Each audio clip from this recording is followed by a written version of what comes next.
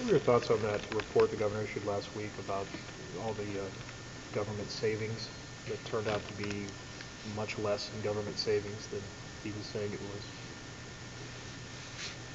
Well, it's obvious it's very difficult for, we have a bill in the House that was, we had lots of input by Mary Taylor on that bill, and with having audits, performance audits.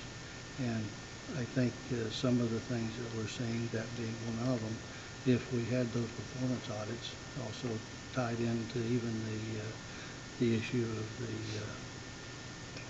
people that shouldn't be being paid overtime, those types of checks and balances would go a long way, I think, to make sure that people were complying with existing laws.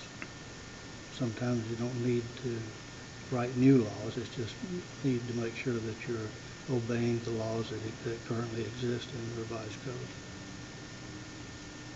If that report is still online, should it be corrected or taken down? I would certainly think if it's still online that they either one of two things, either correct it very fast or get it off very fast. Capital budget. The House wants to get going in a minute. Trying to get it done, obviously, before you leave for the summer. Are you on board with that schedule, and what have you been telling your members in terms of their requests, the size of this thing, etc.? Well, we have not yet had any type of communications from the governor relative to what his intentions or what he'd like to do with the capital budget. I know the House is, and it's got lots of people coming to our members and coming to me, wanting to talk about the capital budget and then what about community projects and so forth, and it's getting people interested in it. But we don't have anything at this point that we can work toward. I think we've got and we work very hard to be fiscally responsible in relationship to the Third Frontier Initiative that's on the ballot. And so I would like for us to concentrate on the Third Frontier, getting that passed before we get into the issue of going forward with the capital budget. Do you think there's going to be space in between that issue and the end of June before you get out of here to take care of that, or is that something that should wait?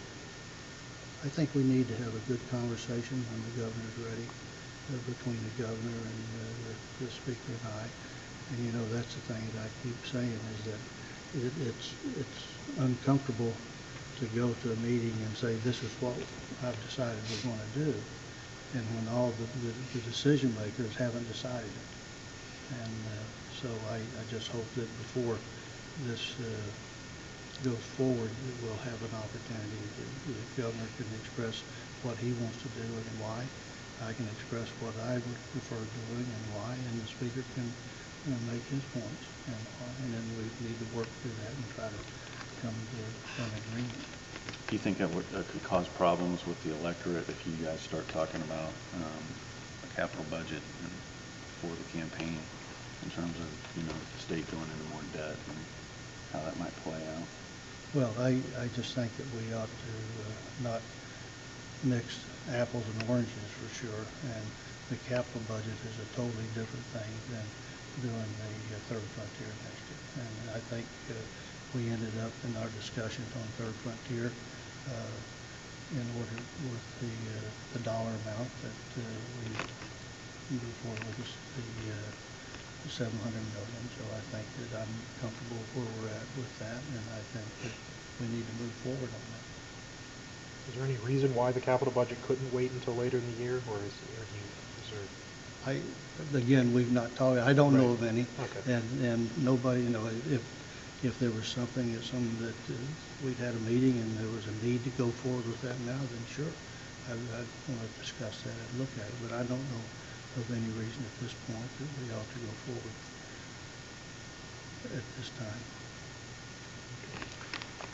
I wanted to ask you some questions about overtime in a second, but before I get there, can I ask you about the governor's mansion saga?